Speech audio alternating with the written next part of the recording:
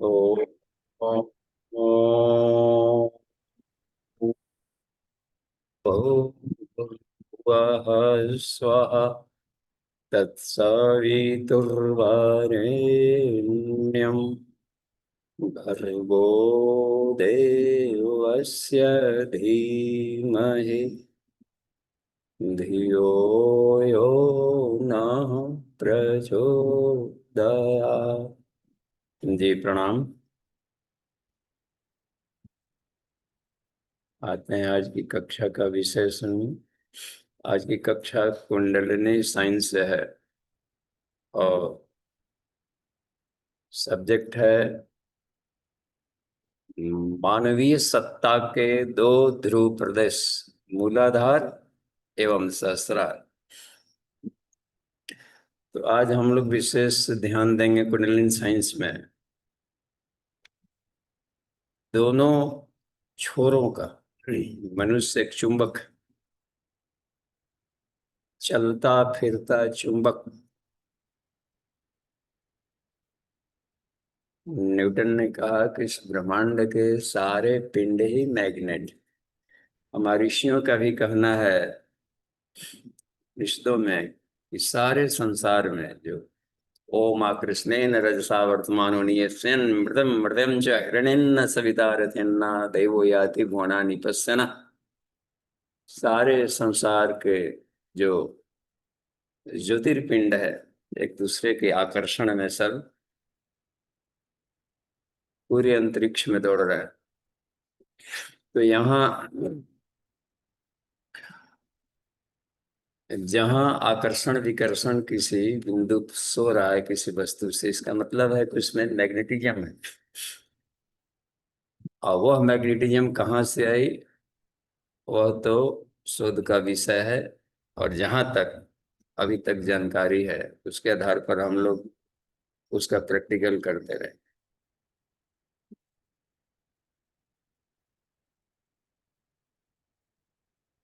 तो मनुष्य का शरीर यदि चुंबक है, जैसे पृथ्वी एक चुंबक, तो पृथ्वी के चुंबक है तो उसमें दो ध्रुव, नॉर्थ पोल साउथ पोल। आदमी का शरीर भी एक चुंबक है तो इसमें भी दो पोल है, साउथ ये ध्रुव, उत्तरी ध्रुव नॉर्थ पोल, और कॉक्सिजियल रीजन में साउथ पोल। नॉर्थ पोल को सहस्रार चक्र भी कहा जाता है यौगिक भाषा में, और साउथ पोल को मूलाधार। तो इस लेख में युग ऋषि ने तुलना किया है इस पृथ्वी पर सूर्य से या या अन्य आकाशीय पिंडों से जो ब्रह्मांडीय ऊर्जा आती है वो नॉर्थ पोल पर अवतरित है, और उसका अधिक से अधिक भाग जितना मिला उसको अपने भीतर में एब्जॉर्ब कर लिया, और बाकी अनवांटेड है उसको साउथ पोल से निकाल देते। मनुष्य के शरीर में भी उसी की प्रतिकृति देखी जाती है, ठीक उसी का एक स्वरूप आदमी के शरीर में भी देखने को मिलता है। और भी एक बात पता लगाई गई, उत्तरी ध्रुव पर भी जीव जंतु हैं, एस्किमो जाति के लोग रहते हैं, कुछ और भी रेंडियर वहां मिलता है, मछलियां भी हैं। दक्षिणी ध्रुव पर पेंगुइन, पेंगुइन एक पक्षी है, उनका वहां पर काफी जमात मिलता है। तो ये बर्फ में ये लोग जी लेते हैं सब पेंगुइन। और दोनों के नेचर बिहेवियर में अंतर देखा गया, वे बहुत प्रेमी स्वभाव के होते हैं और प्रणय प्रणय प्रेम में लगे रहते हैं सब। ठीक वैसे ही नॉर्थ पोल मूलाधार वाला एरिया काम वासना का क्षेत्र है। नॉर्थ पोल उत्तरी ध्रुव वाले एस्किमो जाति के हैं, तो वहां उनके स्वभाव का अध्ययन किया गया तो बड़े सब बहादुर हैं, पराक्रम है, प्राण ऊर्जा वहां पर, और एक चैतन्यता दिखती है उनको। इसका मतलब है कि चेतना का केंद्र वहां पर है, इसलिए एक को मेल और एक को फीमेल। पुरुष प्रधान और इधर शक्ति प्रधान कर दिया। तो आकर्षण विकर्षण का केंद्र आया था। ये दोनों कहाँ से आ गई? प्राणों की वर्षा हो रही। प्राण में, प्राण एक ऐसा विद्युत तत्व है जिसमें कि दोनों रहेंगे घटक। अर्धनारीश्वर कहा गया प्राण के घटक। ज्ञानात्मक ऊर्जा, शरीर में वही प्राण की वर्षा हुई तो उसके कुंडलिनी में दो पोल बन जाते हैं, डाइपोल बन जाता है। ज्ञान का केंद्र सहस्रार और शक्ति का केंद्र मूलाधार। इन दोनों के आदान प्रदान से ही जीवन में आनंद आता है। यदि कोई व्यक्ति सहस्रार चक्र की साधना कर रहा है, अपने को भक्ति भावना, विचार प्रधान, ज्ञान प्रधान, भक्ति प्रधान, इसकी साधना में लगे हुए हैं, स्वाध्याय, मनन, चिंतन, जप, ध्यान, इससे नॉर्थ पोल सहस्रार चक्र विकसित होता है। और इसको कहा जाएगा कि कुंडलिनी का एक छोर,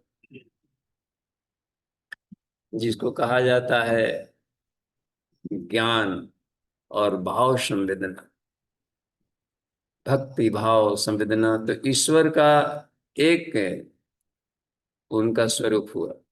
ईश्वर ज्ञान, भक्ति भाव संवेदना का भी केंद्र है और ईश्वर समृद्धि और शक्ति सामर्थ्य का भी केंद्र है। और वह मानवीय काया में नीचे मूलाधार क्षेत्र में। इसके लिए भी साधनाएं की जाती, इसके विकास के लिए। यदि हम पूर्ण योगा की साधना करें कंप्लीट, तो हमें दोनों पोलों को साधना पड़ेगा, नहीं तो व्यक्ति तो अधूरा रहता है। और इसी के लिए योग में जो अष्टांग योग है या जितने भी यौगिक क्रियाएं उपनिषदों में बताई गई, वो दोनों ही पोलों को, दोनों ध्रुवों को विकसित करके आपस में मिलाने की प्रक्रिया। तो अष्टांग योग में देखिए नीचे का चार, यम नियम आसन प्राणायाम, वो मूलाधार क्षेत्र को विकसित करते हैं, सामर्थ्यवान बनाते हैं। और ठीक बाकी चार है वो अपग्रेडेड, प्राणायाम, प्रत्याहार, धारणा, स्मृति। प्राणायाम के बाद में प्रत्याहार, धारणा, ध्यान, समाधि। प्रत्याहार, धारणा, ध्यान, समाधि, ये चार हो जाते हैं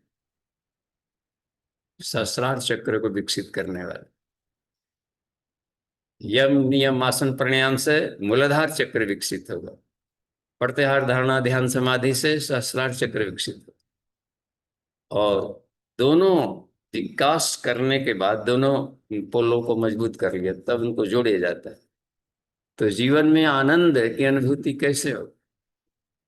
आनंद मिलता है मूलाधार और सहस्रार को जोड़ने से। कुंडलिनी साइंस में इसी का ध्यान दिया जाता है कि हम दोनों को आपस में मिलन करें। और यदि बिखराव है, मिलन नहीं है, तो जीवन में उदासी है, अवसादग्रस्तता है, खीज है, बेचैनी है, झल्लाहट है और उसमें कलह विवाद है, ये बनता है बात। बनावट ही कुछ ऐसी है सृष्टि के कि सिम्बायसी चाहिए इसमें, सहजीवी प्रकरण।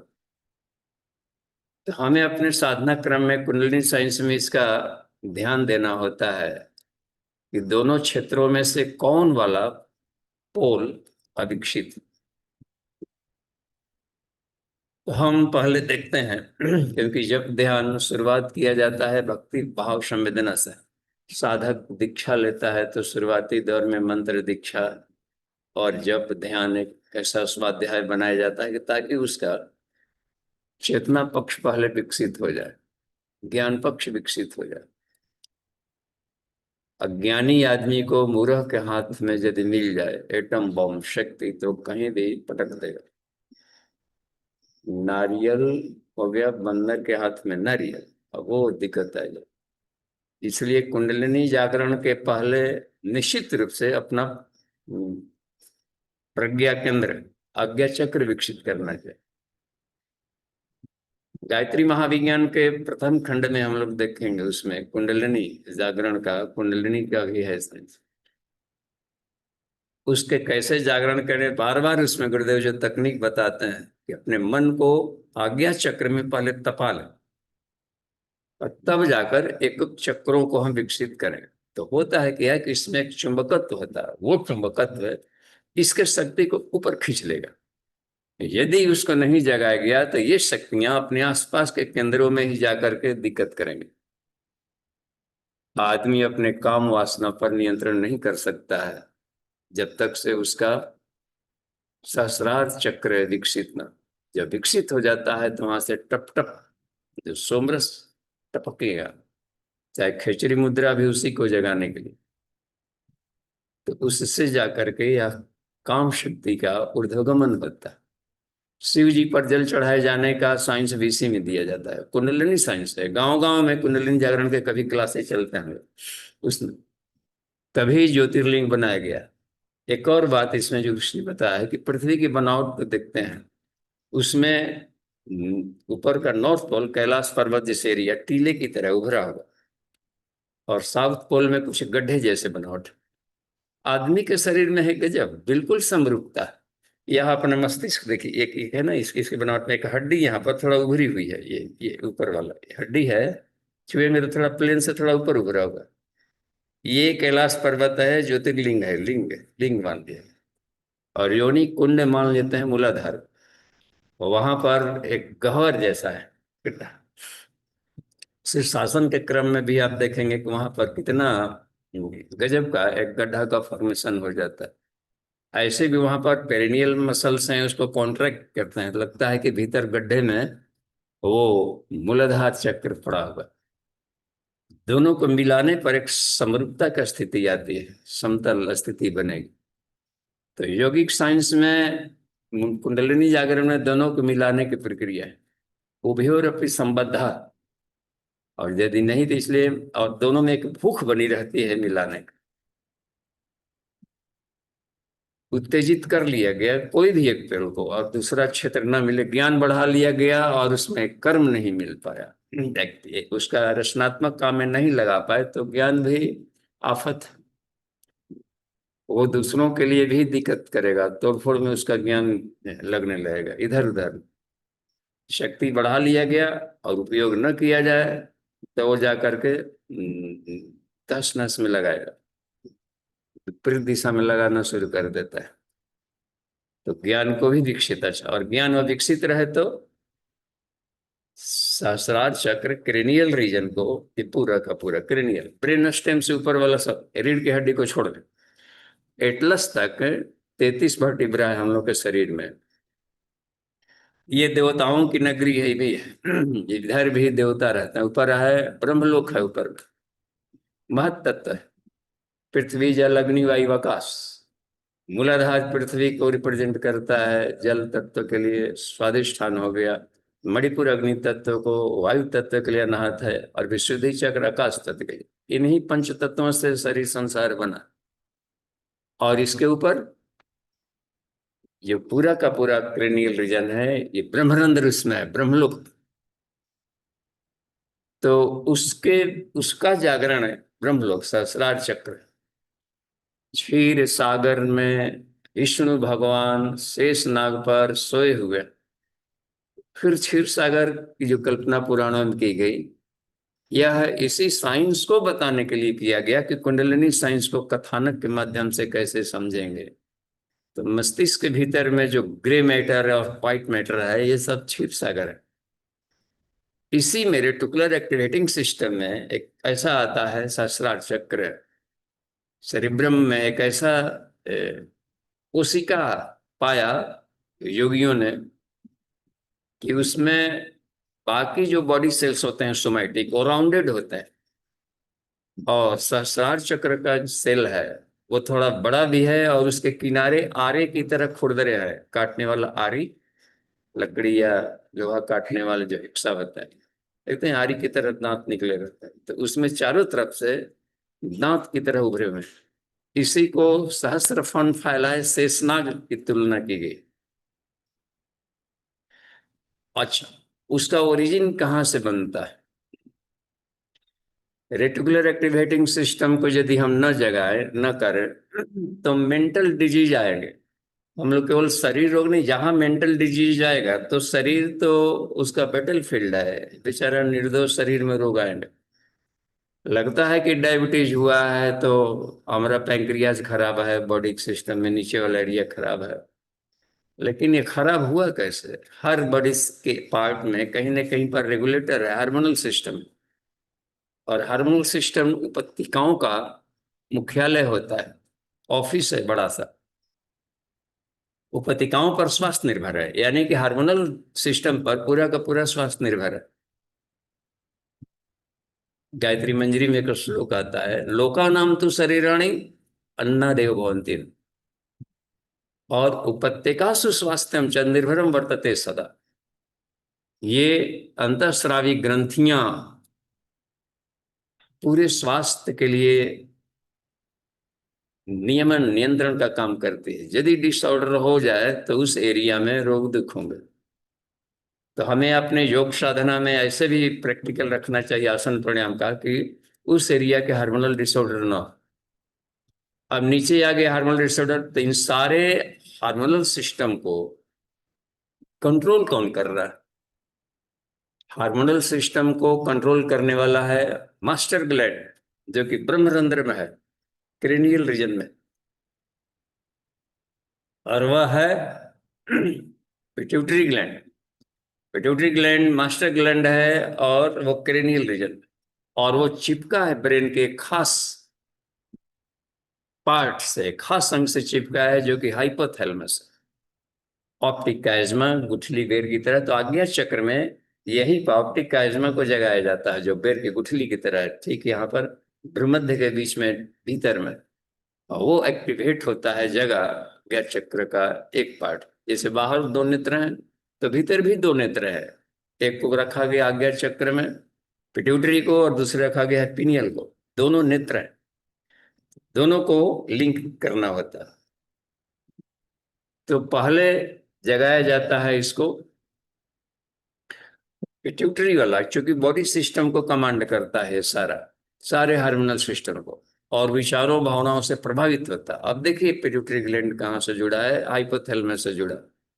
तो हाइपोथैलेमस वाला पॉइंट ही रेटिकुलर एक्टिवेटिंग सिस्टम का ओरिजिन है। यहाँ से ये यहाँ से निकलेगा छत्ता, हाइपोथैलेमस वाला एरिया, ब्रेन स्टेम का एरिया कहिए। ब्रेन स्टेम में सब गुच्छे की तरह जो उसमें चिपके हुए हैं, तो ब्रेन स्टेम के एरिया से ही वो शुरू हो जाता है।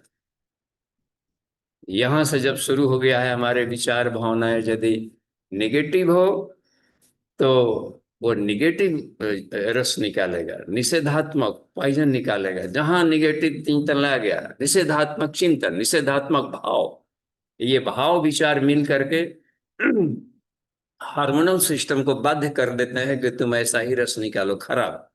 जहां वो टॉक्सिन निकालना शुरू हुआ तो सारे हार्मोनल सिस्टम विषाक्त हो जाएंगे और पूरे शरीर में रोगों की बाढ़ शुरू हो जाएगी। इसलिए पहले ध्यान दिया जाता है कि अपने सेरिब्रम वाले एरिया में मस्तिष्क को पहले ठीक किया जाए। अचिंत चिंतना जाता अयोग्याचरणा सता फलतः रोग शोकार्ति कलह क्लेश नाशजम। पूरे पृथ्वी में, पूरे धरती के मनुष्यों के भीतर इन दिनों जो रोगों की बाढ़ आई है, तनाव, चिंतन, डिप्रेशन, या फिर जाकर के आगे से ग्रस्तता, हेलुसिनेशन, मति भ्रम, एंजाइटी, इसकी बाढ़ लगता है। अभी इसका ये इसमें टैबलेट गोली इसमें काम नहीं करने वाला है, ये सब यौगिक क्रियाओं से ठीक होगा। इसलिए इन दिनों अब ये विकल्प, अब दूसरा कोई रास्ता नहीं है कि इसके बिना कि ये किया जाए। और उस एरिया में हम लोग कम ध्यान देते हैं। योग के नाम पर करते भी हैं तो मूलाधार वाला क्षेत्र में ही लगे हुए रहते हैं। आसन प्राणायाम इसमें जो करते हैं हम लोग, यम नियम आसन प्राणायाम, तो निचला वाला एरिया का होता है इसमें। तो प्राणायाम अधिक कर रहे हैं, आसन कर रहे हैं, तो मिल तो रहा है लाभ इसमें। हाँ, हालांकि प्राणायाम की व्याख्या में दिया गया है ततः क्षीयते प्रकाश आवरणम, तो ये पहुंच तो ले जाता है लेकिन पूरी पहुंच नहीं बनाता है प्राणायाम।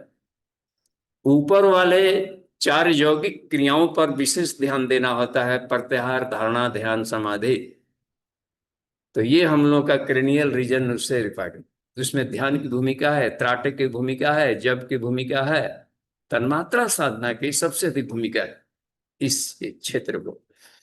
और साथ ही साथ में यदि हमको पिनियल ग्लैंड के क्षेत्र को जगाना है, जहां से एक्चुअल अब निकलेगा, नीचे तो डंठल था, शुरू हो गया हम लोग का यहीं से, फोर्थ वेंट्रिकल ही शुरू हो जाता है, ब्रेन स्टेम का हिस्सा का पहला वाला पार्ट हो जाता है हम लोग का जो पॉन्स और सेरिबेलम वाला एरिया जो क्षेत्र है, फोर्थ वेंट्रिकल। तो यही प्रवेश द्वार है, लेकिन यहाँ से जो निकली तरंगे तो और फवारा के रूप में कहाँ से गई, तो जैसे ही हम लोग पहुंच जाते हैं थैलमल थैलमल रीजन, थैलमस रीजन में यदि डार्कनेस हो तो आदमी आवेशग्रस्त स्थिति में रहता है, बात बात में क्रोधित हो जाएगा, अपसेट हो जाएगा, थोड़ी सी कुछ बात कह दीजिए या फिर जाकर, तो बहुत ही आदमी का इसका मतलब है कि वो वाला एरिया ब्रेन पर काम कम किया जा रहा है इन दिनों, और फेबुल माइंडेड भी रहेगा आदमी, आक्रामक स्वभाव का भी हो सकता है, दूसरों गलती पर टूट पड़ता है आदमी और अपने स्वार्थ के लिए किसी पर कुछ भी कर डाला, सब मेंटल डिजीजेज हैं ये सब। तो यौगिक साधनाओं में अपग्रेड उच्च स्तरीय साधनाओं में आता है प्रत्याहार, धारणा, ध्यान, समाधि। और प्रत्याहार को पंचकोश यौगिक साइंस में कहा जाता है तन्मात्रा साधना। आंखें खाने का आदि था, दोष दूसरों में दोष देख रहा था, तो आंखें खा तो रही थी, लेकिन यह भोजन आंखों से जाता था तो वो विषाक्तता पैदा कर दिया भीतर में, घृणा पैदा कर दिया, दोष देखे और घृणा पैदा कर दी, घृणा एक बच्चा निकल गया, देखा दोष और उसने एक बच्चा दे दिया टप से, तो वो बच्चा वो बन गया भीतर से घृणा, और घृणित आदमी हो गया तब घृणा के भाव से आज। और घाटा क्या किया, दोष देखे घृणा हुई तो क्या घाटा, घाटा ये हो गया कि ईश्वर से दूर हो गए, शांति से दूर हो गए और आनंद से दूर।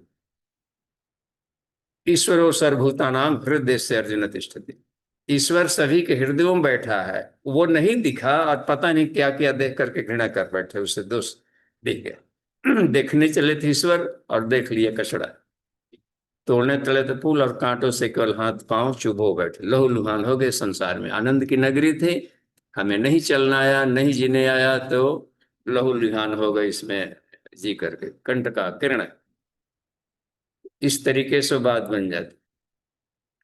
तो मनोमय कोश की जो साधनाएं हैं, जब ध्यान, त्राटक, तन्मात्रा साधना, ये क्रेनियल रीजन को रिफाइंड करता है, और पिनियल ग्लैंड को रिफाइंड करता है हम लोग का सोहम साधना, आत्मानुभूति, जो स्वर संयम और साथ में ग्रंथि भेदन, ये उसको रिफाइंड करता है। कुंडलिनी जागरण में ये प्रक्रिया की जाती है, तो उसको साधक को पहले हम ध्यान देना होता है कि हमें क्या करें, इसके लिए क्रेनियल रीजन की सफाई कर लेना बहुत जरूरी है, बहुत। भले शरीर नीचे रोगी रह गया, मूलाधार के अंदर हमें न जागा पाए, रोगी रह गया तो, लेकिन मस्तिष्क वाला रीजन ठीक है, तो उससे बेटर है कम से कम शक्ति का मिसयूज नहीं कर रहा है, शक्तियों का मिसयूज रोक देगा। आंखें हैं, कान है, अल्ल वल्ल सुन रहा था, नहीं इन्होंने ऐसा बोल दिया वैसा बोल दिया, आप नहीं ना समझते हैं कैसा बोल दिया, आप कैसे बर्दाश्त कर लें, कैसे बोल दिया। अरे हर ध्वनियों में ईश्वर है, नाद योग की साधना की अभाव है इसमें। जब ईश्वर हर ध्वनि में ईश्वर है तो बोल भी दिया तो ईश्वर को बोला होगा, हमें न सुनने का तरीका मालूम है, न देखने का तरीका मालूम है, न सुनने का तरीका मालूम है, न भुजाओं से तो ज्ञानेंद्रियों का उपयोग नहीं जान पाते हैं, न कर पाते हैं, तो वह न सीख हुआ आदमी साइकिल दे दिया, जहां तहा ना घूम तोड़ तोड़ के और बैठा है। तो साधक के यदि को बनाना है, अपने आप को शिव जी बनाना है, टेढ़े मेढ़े अड़े मेढ़े पत्थर है, रगड़ रगड़ करके उसको छिल छाल करके बनाना है शिव जी, शालिग्राम पत्थर बनना। साधना यही से होती है, साधना जब भी होती है तो मन की होती है, तो मन का यदि करने लगे इसको साधने का उपाय, तो समझिए कि अब हम लोग साधना में प्रवेश कर गए। नीचे तो बेसमेंट तैयार किया जाता है केवल शरीर के लिए, तो नीचे वाली क्रियाओं में बात बनती है उसमें। तो अब देखिए जहां भी कमी रही, ज्ञान की कमी, तो पूज्य गुरुदेव ने कहा है इसी लेख में कि हमने जो कुंडलिनी का जागरण किया, तो कुंडलिनी जागरण से जो क्रेनियल रीजन अपना है ब्रेन का, वह उसका प्रमाण देखा जा सकता है कि इतना विकसित हुआ कि हमने इसी छोटे से जीवन में 80 वर्ष की आयु में चारों वेदों का भाष्य कर डालना। वह हिंदी में, ये साधारण काम नहीं है, ये बिरले होते हैं, पृथ्वी के चौथे शायद व्यक्ति। ये पहचान देता है कि इस व्यक्ति ने अपने क्रेनियल रीजन की कुंडलिनी को जगाया। 108 उपनिषदों को भाष्य कर डालना, 18 पुराणों को भाष्य कर डालना, 6 दर्शनों को कर लेना, नया प्रज्ञोपनिषद लिख डालना, 3-3 हजार से भी अधिक उसमें श्लोक हैं, और नए जो अन्य किसी ग्रंथों में नहीं मिलता है। गजब। वो सारे के सारे उपनिषदी के सूत्रों कहाँ से लिख दिया गया? वो एंटीना ब्रेन से जो सहस्त्रार चक्र जागृत हुआ होगा तो अंतरिक्ष से खींचा होगा सर। पता नहीं कौन सा युग में ऋषिगण कहाँ पर, एकदा तो हिमाक्षण उत्तराखंड मंडने मनीषिणाम मुनिनाम च बभुव परमाद्भुता, ये सत्र चल रहा है। और याज्ञवल्क्य ऋषि भारद्वाज जैसे ऋषियों को पढ़ा रहे हो, पिपलाद ऋषि इधर पढ़ा रहे हैं, कात्यायन पढ़ा रहे हैं, वत्सलायन पढ़ा रहे हैं, देवानव पदाकर सूत्र हिमालय है। अब ये सब कहीं घटनाक्रम कहीं मिल नहीं रहा है, किसी अन्य जगहों पर खोजने पर नहीं मिलता है कि ये कहानी कहाँ से आ गए। समझा जा सकता है कि जिस व्यक्ति का सहस्रार चक्र जागृत हो तो कितना चमत्कार। इतना ही नहीं, 3,000 से अधिक उन्होंने छोटे छोटे बुकलेट टाइप के भी और बड़े छोटे ऐसे भी कुछ आध्यात्मिक साहित्य उन्होंने लिख। कहा कि हमारा चमत्कार देखना है तो ऐसे देखिए कि किसी व्यक्ति का कुंडली जगता है और ज्ञान पक्ष जगता है तो क्या कर डालता है। और एक छोटा इतना हमने किया है कि 1,000 व्यक्ति लगातार रात दिन काम करें तो शायद इतने समय में ये बात बन सकती है। उतना काम एक व्यक्ति किया ज्ञानात्मक। इसका मतलब है कि इसका नॉर्थ पोल इन्होंने अपना विकसित किया। तो हम सब क्या कर सकते हैं? प्रेरणा ले सकते हैं कि जब एक व्यक्ति कर सकता है इसका मतलब कि इसका कोई साइंस है। और लिख दिया गया है, जब उपनिषदों को लिख दिया तो भाष्य किया गया तो उसे अध्ययन करनी चाहिए। भाष्यकार अब ये होता है कि इसका भाष्य किया तो जिसकी जितनी चेतना विकसित होगी उसी स्तर का अर्थ निकालेगा वो। इनके भाष्य जब उपनिषद को पढ़ा था राम इन्होंने राधा कृष्णन ने तो छल गए थे उसी पर से, जब राष्ट्रपति थे। ये भाष्य हमको पहले मिला होता तो हम राजनीति में नहीं आते। बाद का सारा अध्ययन इनके मार्गदर्शन में अध्ययन किया है। तो अनेकों जो ये रहे हैं जिन्होंने विनोबा भावे ने इनके भाष्य को माथे पर लाकर कहा और वेद मूर्ति कहा कि इन्होंने यथार्थता में देखा। और भी कहा ये तो हमारा भाष्य है, अभी तो सूक्ष्म स्थूल को केवल छूता है, कारण भाष्य अभी भी बाकी है। जो साधक इसमें तन्नित हो जाएंगे, साधना करेंगे तो इसके कारण अर्थ निकाल लेंगे। कैसे कारण अर्थ निकाला जाता है आप उसका भूमिका पढ़कर देखा जाए। ये सामवेद की भूमिका में उन्होंने लिखा है उसमें। तो पहले सूत्र को कि कैसे कारण भाषण किए जाते हैं, कोई किसी भी मंत्र का स्थूल अर्थ, सूक्ष्म अर्थ, कारण अर्थ कैसे लिया जाता है। तो ये पढ़ने से बाद तो कारण अर्थ तो निकाल सकता है जो कि सहस्रार चक्र को जागृत किया, मूल ब्रह्मरंध्र को जागृत। एक बात थी कि हमें ध्यान देना है ऊपर वाले में, लेकिन यदि पूर्णता चाहिए जीवन में आनंद तो हमें मूलाधार वाले क्षेत्रों को भी जगाने की जरूरत पड़ती। और मूलाधार वाला क्षेत्र को नहीं जगाया जाएगा तो वहां पर काम ऊर्जा है और काम वासना को हम उसके उसके बिखराव को उसमें नियंत्रण नहीं कर पाएंगे। उसमें उसको भी जगाना है और दबी पड़ी ऊर्जा रहेगी तो आगे ही नहीं हो। तो क्योंकि जो शक्ति मिला है प्राण, तो ज्ञान पक्ष तो वहां रहा, लेकिन जो प्राण है बिजली वाला एरिया वो चला गया है नीचे। सूर्य से भी आते हैं ध्यान हम लोग करते हैं, हमारे सविता का ध्यान गायत्री मंत्र का जप कर रहे हैं तो सविता के तेज से जो दिव्य प्राण आएंगे तो आते हैं। दिव्य प्राण तो मस्तिष्क में प्रवेश करते ही शरीर की बनावट ऐसी है कि ज्ञान पक्ष वाला ऊपर वाला एरिया में रहेगा स्टोर्ड, और इसका जो बिजली वाला एरिया सीधे चला जाता है नीचे मूलाधार, और मूलाधार ही वितरण करेगा सारे चक्रों को। यहाँ बिजली चाहिए दिमाग के लिए, इलेक्ट्रो इंसेफ्लोग्राम से जो बिजली का मापन किया जाता है तो उसको बिजली, आंखों में बिजली ना हो तो देखने की शक्ति खत्म। बिजली कहाँ से आई? वहां से आई। और वो यदि सोई दबी पड़ी है, आकर्षण कम है, या दिमाग सोया पड़ा है, केवल स्वार्थ में पड़ा रहता है दिमाग, स्वार्थ में, तो फिल्टर नहीं। उन्होंने कहा कि जैसे अपना पृथ्वी का उदाहरण दिया है इन्होंने कि पृथ्वी में एक रक्षा कवच है, ओजोन का लेयर है, और वो रक्षा करते हैं, और रक्षक किरणें ही केवल आते हैं इस भीतर में, फिल्ट्रेशन का भी काम करते हैं। और ये रक्षा कवच किसी भी अन्य ग्रहों में नहीं है, इसलिए वहां पर आबादी वगैरह नहीं दिखता है और बंजर पड़ा हुआ है वहां पर। चंद्रमा का भी उदाहरण दिया है कि उसमें जो ऊपर से आते हैं उल्कापात गिरते हैं, तो जहां तक गड्ढे करके द्रुप बना हुआ है, और यहाँ पर नहीं रखने, यहाँ क्रिएचर्स बने रहने के कारण है रक्षा कवच का बना। तो ऐसे ही जीवात्मा के ऊपर में रक्षा कवच है, ये पांचों जो लेयर होते हैं, पांचों बॉडी, ये रक्षा कवच है इसके। हम लोग का जो ऊपर में जो सबसे नजदीक रक्षा कवच है, काउजल बॉडी, कॉस्मिक बॉडी, और एस्ट्रल बॉडी, एथरिक बॉडी, और बाहर में बायोप्लाज्मिक बॉडी है जो में, ये सारे रक्षा कवच हैं। और इसमें से यदि इसको नहीं जाम कर दिया गया, एक फिल्ट्रेशन का काम करता है। मान लीजिए कि छलनी है और छलनी में काई लग जाए तो चाय को नहीं डाल पाता। इन रक्षा कवच में यदि काई जमा हुआ हो तो न तो आध्यात्मिक किरणों को हम खींच पाता है, काम वाली चीजों को, न भीतर से उसको जनरेट करके दे ही पाएगा रिले स्टेशन में। रिले स्टेशन अपने भी शक्ति को बाहर फेंकते हैं बना करके प्रोग्राम, और सेंट्रल प्रोग्राम को भी लेते हैं। ये दोनों काम करता है बॉडी सिस्टम के सारे चक्रों चक्रों का काम। इसलिए इसको छेदों को साफ करना बहुत जरूरी है, और क्लीनिंग करना होता है, पहले क्लीनिंग, इसके बाद में हीलिंग, दोनों बात होती है। प्राणायाम से पहले क्लीनिंग। प्राणाकर्षण प्राणायाम में क्या होता है, सबसे पहला काम किया जाता है कि क्लीनिंग किया जाए अपने आप को, फिर जाकर के प्राण का संधारण किया जाए। आकर्षण, संधारण, और आकर्षण कैसे करेंगे, छेद ही बंद है तो खींच ही नहीं पाए। तो उसको पंच कोशों का शुद्धिकरण, यानी पांचों जो रक्षा कवच है, इसको शुद्ध करना, रिफाइन करना, उसके जो जाम हो गया है, ब्लॉकेज हो गया कि आने वाली किरणों को, उपयोगी किरणों को भी नहीं भीतर प्रवेश करने देता।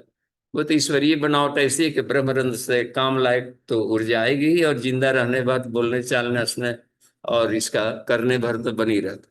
इतने भर से जीवन में कुछ महामानव की स्थिति नहीं बन पाती कि आत्म चेतना से पदार्थ चेतना का नियंत्रण किया जा सके। ये तब होगा जबकि ये जब प्रकृति की जो ऊर्जा है, पृथ्वी की जो मैग्नेटिक फील्ड है, इस पर हम अपना कमांड डालें, तो अपने को बड़ा मैग्नेट बनाना पड़ेगा इसमें।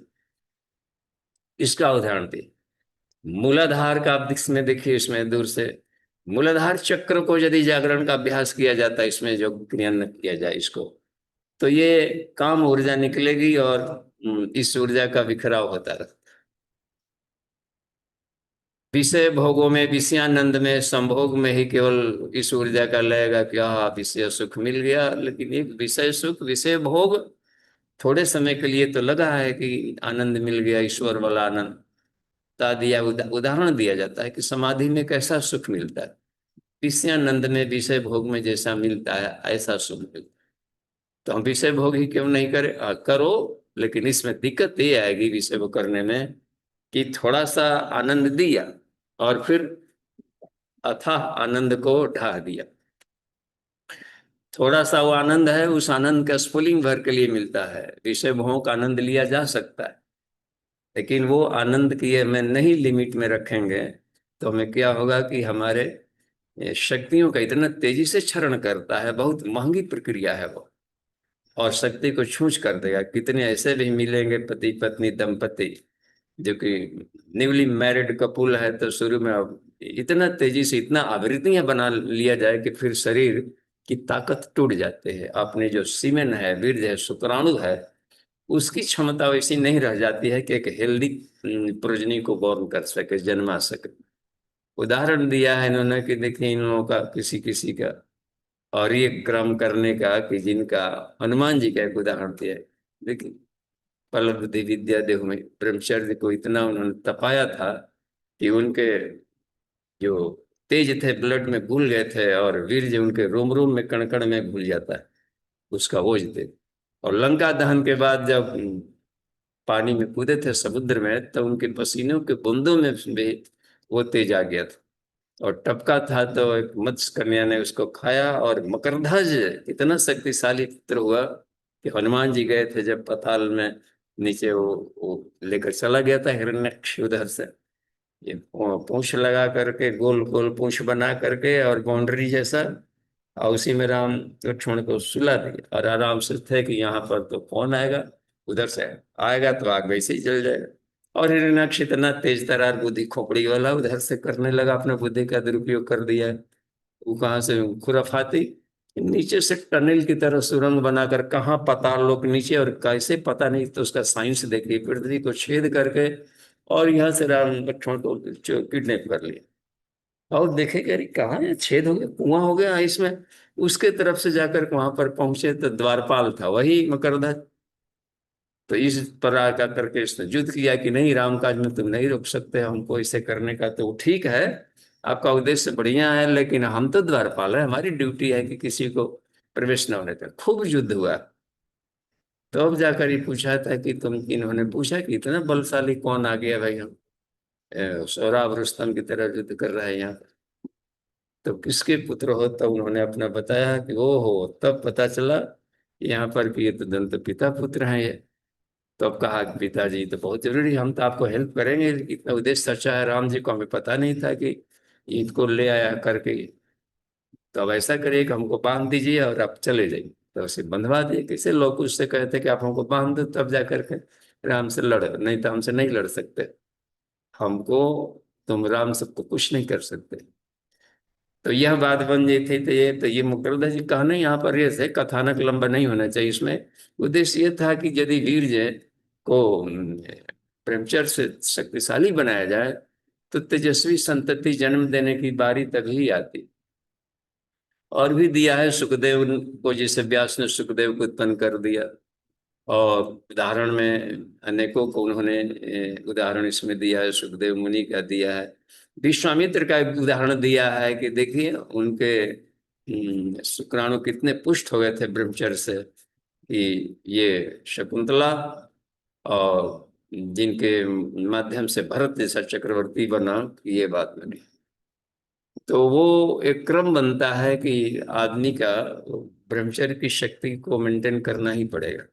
विषय भोग ठीक है, तेजस्वी संतति चाहिए तो हमें थोड़ी सी तपानी पड़ती है, और गृहस्थ आश्रम में भी अधिकाधिक इसका सेवन करके लाभ लिया जा सकता। अब यह है कि काम वासना इतनी भारी पड़ती है कि इसको कैसे साधा जाए, तो इसी के लिए तंत्र ग्रंथों में इसको रहता, एक्साइटमेंट भी हो लेकिन उसका नियंत्रण होकर के लगाया जाए। इसमें तंत्र ग्रंथों में एक प्रणाली निकाली। वो प्रणाली है कि काम ऊर्जा का उत्खनन किया जाए, और उत्खनन करके इसको नियंत्रण किया जाता है। चॉकिंग सिस्टम इसीलिए बनाया गया है, जो शक्ति चालनी मुद्रा है, वज्रोली मुद्रा है, इसके पीछे जो कारण रहता है वज्रोली शक्ति चालनम, इन मुद्राओं के द्वारा उत्खनन प्रक्रिया की जाती है। उत्खनन करके उसको नियंत्रण करके, और एक एक चक्रों को इस ऊर्जा से, उस साधारण ऊर्जा से नहीं खुदाई कर सकते, ऊपर ड्रिल करना। ऊपर ड्रिल करना है तो बहुत ताकतवर ऊर्जा चाहिए, उसको अनियंत्रित नहीं कर पाएंगे ऊपर चक्रों के जागरण में उसको, उत्खनित बिजली का। अब बिजली ही मर गई है तब क्या होगा, वो उत्खनन कर चौकिंग कर रहे हैं और बिजली मरी मराई पड़ गई, क्यों मरी मराएगी, उसका मिसयूज हुआ है जरूर कहीं नहीं। और यदि ये हुआ बनता है तो उसका गुरिज किया जाए तो उस शक्ति से एक एक चक्रों को बेचता होता है। मेडिटेशन भी जाना पड़ता है तो साधक को वहां पर देखना पड़ता है, मूलाधार शक्ति से, सविता के तेज से जो छर्रे की तरह निकल रहे सफेद जो चमकीले, जैसे बुलेट छोड़ा जाता है, ऐसे प्राण विद्युत के कण जाकर यहाँ से निकल करके और एक एक चक्रों को छर्रे की तरह छेदते हैं, और स्वाधिष्ठान चक्र को जागृत किया, और फिर जाकर वो छर्रा जाकर के मणिपुर चक्र को जागृत किया। तो ये शक्ति चालनी मुद्रा का काम आता है इसमें। तो ये प्रक्रिया बनती। अब रह गया कि जो यौनाकर्षण जो बना हुआ है इसमें क्रम में, इसमें उदाहरण दिया है कि रामकृष्ण परमहंस के जीवन चरित्र में देखा जाता है ऐसा। उसमें इसमें इसका जिक्र किया है इस लेख में उन्होंने, कुछ गुरुदेव ने, कि उसमें एक उनकी जो महायोगिनी थी तांत्रिक गुरु, उन्होंने कहा कि इसका 100% यदि लगाना है काम ऊर्जा को आध्यात्मिक विकास के लिए, तो यौनाकर्षण से को बिखराव के लिए, बचाव के लिए उन्होंने मातृका पूजन में, उसमें कुमारी पूजन का एक साइंस दिया गया है उसमें करने का, आध्यात्मिक दर्शन में। और देखने सुनने में असली जैसा लगता है, लेकिन उद्देश्य उसका बहुत ही पवित्र था। और इस तरीके से उसके द्वारा उन्होंने इसमें मातृभाव का उत्पन्न किया। तभी जाकर के एक वैश्यालय वो कैसे गुजर रहे थे तो देखा वैश्या कहता, हे माँ आपके कितने रूप। ये मातृका पूजन मातृभाव उत्पन्न करने के लिए ही वो सब कुछ तंत्र ग्रंथों में जो प्रैक्टिकल्स दिए गए। तो जब तक से गुरु उस स्तर का ना हो तो आदमी उसका मिसयूज करने लगता है। मिसयूज करके जहाँ पानी तले थे कुछ और बिखराव कर बैठा कुछ की स्थिति आ जाती। तो यह है कि इस सपनात्मक जो तंत्र ग्रंथों में भी जो बातें बताई गई है तो उद्देश्य वो उसका ये रखा गया है कि हमारी मूलाधार की जो शक्ति का ऊर्जा है वो इधर उधर से बिखराव रुके और वह बिखराव रुक करके हमें ईश्वरीय चेतना को बढ़ाने में लगे। तो अब एक एक चक्रों के जागरण की स्थिति आएगी, पराक्रम भी बढ़ेगा, बल भी बढ़ेगा और यही ऊर्जा हर जगह काम आएगी देने के लिए। रचनात्मक काम में भी यही काम आएगी, गुड गुड हेल्थ को यही बना पाएगी। प्राणिक एनर्जी जो प्राण है, हिम्मत है, रचनात्मक काम है, जो निडरता है, यही ऊर्जा काम है। स्वादिष्टान चक्र में भी जब जाएगी यहाँ से मूलाधार वाली ऊर्जा, अब यहाँ से बना लिए हैं ऊर्ध्वगमन किए हैं तो साहस भी जाएगा, हिम्मत भी जगेगा, जो सुमंग कभी कम नहीं होने पाएगा। और यह ऊर्जा नीचे वाले एरिया का, देखिए जिस जिस चक्रों से जुड़े हुए हैं ऊर्जा, उस एरिया के हार्मोनल सिस्टम, हर चक्र के पास एक हार्मोनल सिस्टम। नीचे मूलाधार के पास हम देखें तो गोनिट्स है जो कि काम वासना से जुड़ा हुआ, उसको रिफाइंड करके ऊपर ले जाता है। स्वादिष्ठान से हम लोग का जुड़ा हुआ रहता है ये एड्रिनल के पास वाला एरिया, एड्रिनल ग्लैंड। और मणिपुर से जुड़ा हुआ रहता है पैंक्रियाज। अनाहत से जुड़ा हुआ रहता है थाइमस और विशुद्धि से थायराइड पैराथाइड जुड़े रहते हैं सब, देखिए कितना। और जब तक से न जगे तो इसकी ही बिजली से वो डिसऑर्डर ठीक होगा। इसलिए दवाओं का असर इसलिए नहीं पड़ता है कि दवाओं में विचार भावना नहीं है और ये चक्र होते हैं। इसमें लिखा है गुरुदेव ने कि जो हम लोग का ऑटोनमस नर्वस सिस्टम है और बॉडी में जो जो हम लोग का इंडोक्रिन इंडोक्राइन सिस्टम है, ये अन्य किसी भी तरीके से नियंत्रण में नहीं आ सकते। लेकिन प्राणों को जगा लिया जाए, मूलाधार चक्र में प्राणों का एक खजाना भरा पड़ा, यही ऊर्जा का स्रोत है। उसको यदि हम एक्टिवेट करते हो, जगाते हो, थोड़ा सा संयम करके बिखराव को रोकें तो जगेगा। बिखराव को रोकना और एक्टिवेट करना, उस ऊर्जा को कहाँ, चूंकि ज्ञान बढ़ा लिया है तो उसको ऊर्ध्वगमन किया जाए, विभिन्न तरह के प्रतिभाएं विकसित होती जाएगी अपने में और उस एरिया का रोग दुख ठीक होते जाएगा। जवानी तो दौड़ करके आएगी और टिल डेथ, अंतिम सांस तक आदमी कुछ न कुछ है प्राण से छलकता रहता, जिस एरिया में जाए। यही ऊर्जा ऊपर जाते जाते यहाँ पर आ जाएगी अनाहत चक्र में तो आदमी सदाचार का धनी बन जाता है। सदाचार, भक्ति भावना, सहृदयता, यह कहाँ से आ गई? वही बिजली। और वह बिजली सोई हुई थी तो सहृदयता के बदले में निष्ठुरता थी, कठोरता थी, उष्ट आदमी जैसे लगता है कि पता नहीं कितने दिनों से निचोड़ा हुआ नींबू की तरह पड़ा हुआ। अनास्था के आतप से मानवीय अंतःकरण जो शुष्क हो गया है तो वह अनाहत चक्र के विकास से बाद बनते धीरे धीरे ऊपर जैसे ही बढ़ते जाएगा तो इन भावनाओं पर भी नियंत्रण करने वाला ऊपर चक्र होता है। धीरे धीरे अपना अज्ञा चक्र विकसित होने लगता है। ये तो ये कहने के दोनों के मिलन प्रक्रिया तभी हो पाएगी जब दोनों ध्रुवों को अविकसित अवस्था में है तो उसको पहले विकास प्रक्रिया किया जाए और उसके बाद दोनों को जोड़ने का क्रम बनाया जाए, सहस्रार मूलाधार के क्रम को जोड़ने का इस क्रम को रखा जाए। तो हम चाहेंगे कि प्रश्नोत्तरी अधिक हो और मेडिटेशनल प्रयोग होगा तो थोड़ा सा मेडिटेशनल प्रयोग हम करा भी सकते हैं यहाँ पर। और समय है तो चलिए, तो मेडिटेशनल प्रयोग करना चाहते हो तो अपने स्थान पर बैठ जाएं और धीरे से एक सीक्वेंस बताते हैं, बहुत शॉर्ट पीरियड का अभी है, अब टाइम है, अच्छा समय है। हाँ, 15 मिनट का समय बच रहा है तो उसको मेडिटेशनल में हम लोग भी जाकर थोड़ा सा प्रैक्टिकल्स में देख। तो आंखें बंद कर लिया जाए ताकि अभी जो आसपास के जो दृश्य है वो दिखना बंद हो जाए। शुरू वाला अवस्था में साधक को आंख खुला हुआ रहता है तो वो नहीं बन पाता है मेडिटेशन।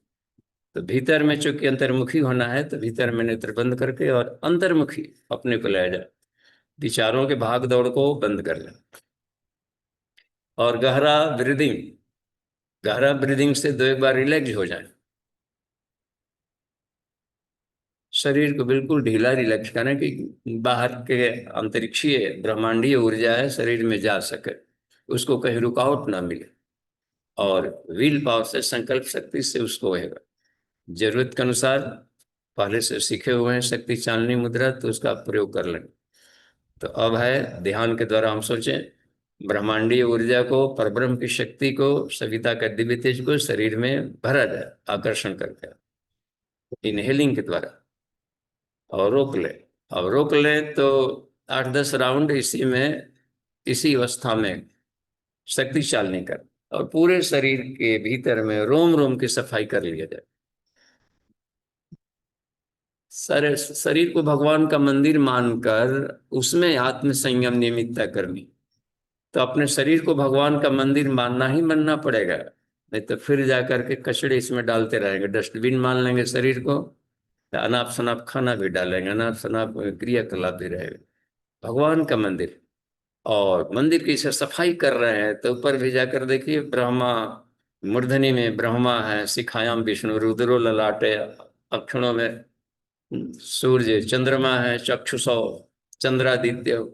तो पोजीशन हमें मालूम होना चाहिए कि कौन से आंख में कौन सी डिवाइन शक्तियां हैं।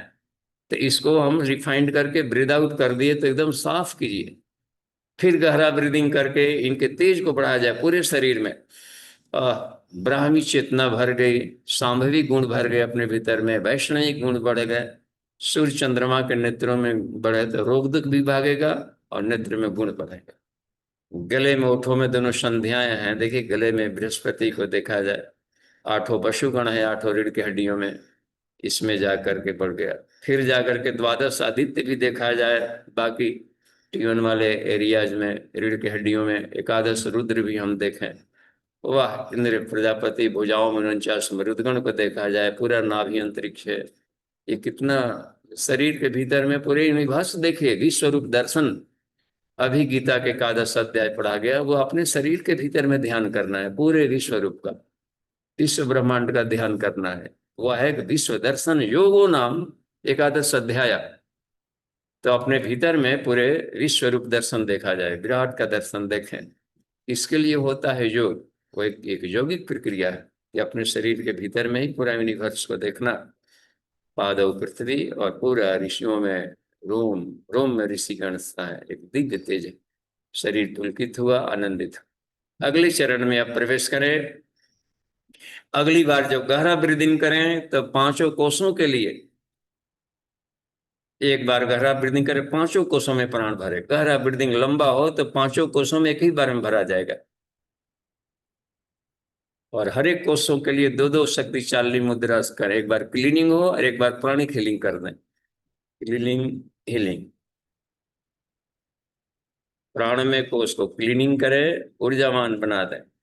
मनोमय कोष को क्लीनिंग हीलिंग, विज्ञानमय कोष को क्लीनिंग और प्राणिक हीलिंग, आनंदमय कोष को क्लीनिंग और हीलिंग। पूरे पांचों कोष भी साफ सुथरे हो गए। एक सिस्टम है जिसमें कि हम कुंडलिनी जागरण में कोई साइड इफेक्ट ना।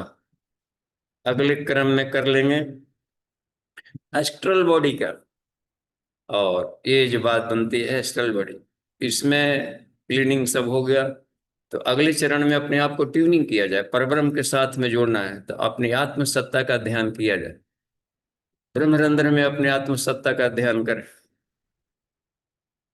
निखिल आकाश है और ब्रह्मरंध्र में देखें, गहरे देखें, और इसमें एक चमकते हुए छोटे से टीनी सूर्य के रूप में अंगुष्ठ मात्र एवं पुरुष आत्मसत्ता का बहुत तेजस्वी शुभ ज्योति के पुण्य सैकड़ों सूर्य और चंद्रमा को मिला दिया जाए, इतना एक गजब का कूल और प्रसन्नचित किरणें, आनंद में, शांति में किरणें निकलें। मैं अजर हूँ, अमर हूँ, शुद्ध हूँ, पवित्र हूँ, शांत हूँ, अद्भुत, अशब्दम स्पर्शम अरूपम अव्ययम, मैं और अहम ईश्वरांश अस्मि, अहम ब्रह्मांश अस्मि। ब्रह्म तेज से छलकते हुए अपने को देखें, और ये छोटे से अपने जीव सत्ता को भी ब्रह्म के रूप में अपने को देखें।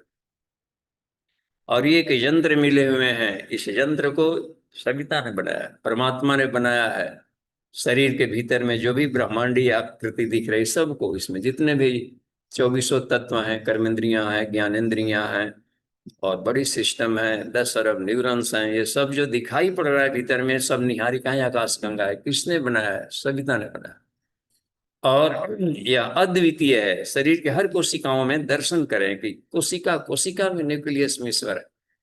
ईश्वर को सर्वव्यापी मानेंगे, अपने भीतर के हर कोशिकाओं में ईश्वर का दिव्य तेज छलकता देखें, एक तेज के रूप में। सब अद्वितीय है, सभी समस्त शक्तियों से युक्त है, सब आदि अंत रहित है। कितना दिव्य यह शरीर है, वाह।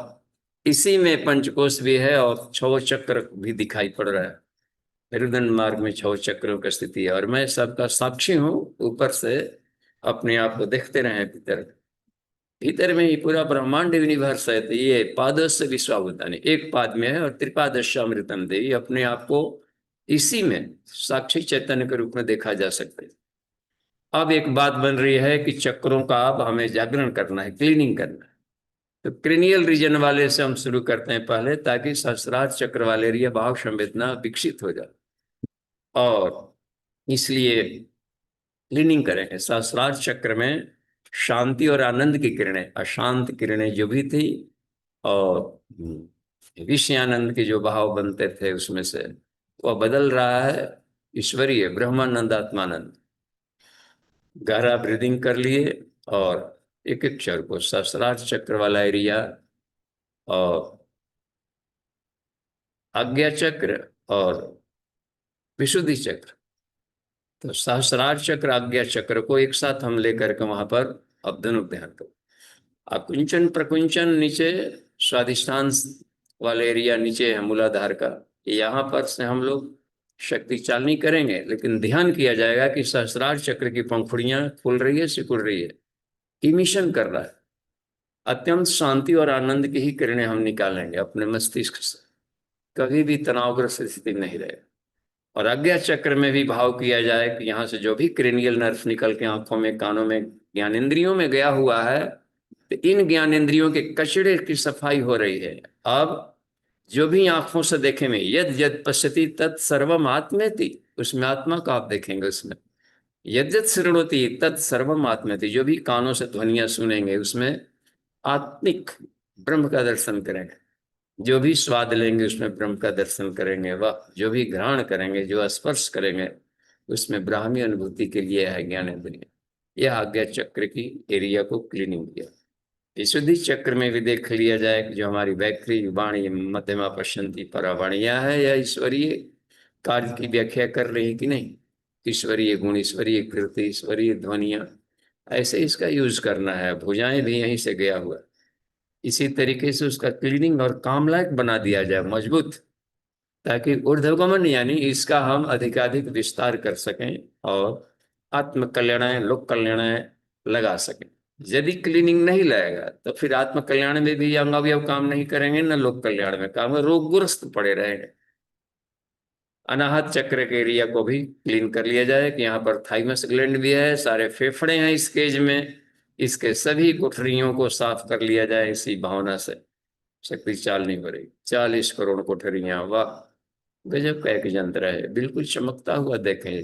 हार्ट के चारों वाल्व को भी चमकता हुआ देखें, और अकुंचन प्रकुंचन करते हैं। यहाँ से जो भी एरोटा और आर्टरीज निकला है होल बॉडी सिस्टम में, उसमें कहीं भी कोलेस्ट्रॉल नहीं है, एकदम पूरा का पूरा। देखिए कितना साफ सुथरा, चमक बना दें। थाइमस के भी चमक बना दें वहां पर। यहाँ का अनाहत चक्र अभी भावनाएं सदाचार की निकालता है, सबके लिए कल्याण की भावना है। दोस्त हो दुश्मन हो क्या मायने रखता है, ईश्वर सबके भीतर में। हमें तो अपना काम लेना, अपनी की चीजें चुननी, फालतू चीजें उनको उनको मुबारक रहे, उनके काम की चीज है। तो इस तरीके से एक दिव्य दृष्टि भी विकसित हो रही, सहृदयता पूरे इकोलॉजी के साथ में। यदि निकलने लगे तो ये सही काम कर रहा है, और इसके कचड़े साफ हो रहे। मणिपुर चक्र में भी देख लिया जाए, वहां से विद्युत यंत्र जो निकल रहा है, शक्ति चालनी है, वहां पर करेंगे तो इमिशन जो निकलेगा तो आसपास का जो हार्मोनल डिसऑर्डर्स को ठीक करेगा, पेंक्रियाज ठीक करेगा, मधुमेह ठीक हुआ, आजीवन के लिए ठीक हो रहा है उसका इंजन, उससे ऊर्जा से।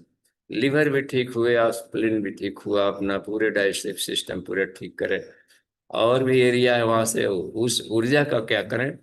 इस ऊर्जा से ये पांचों कोषों में अग्नि का विस्तार करता है, सब जगह अग्नि से छलका देता है।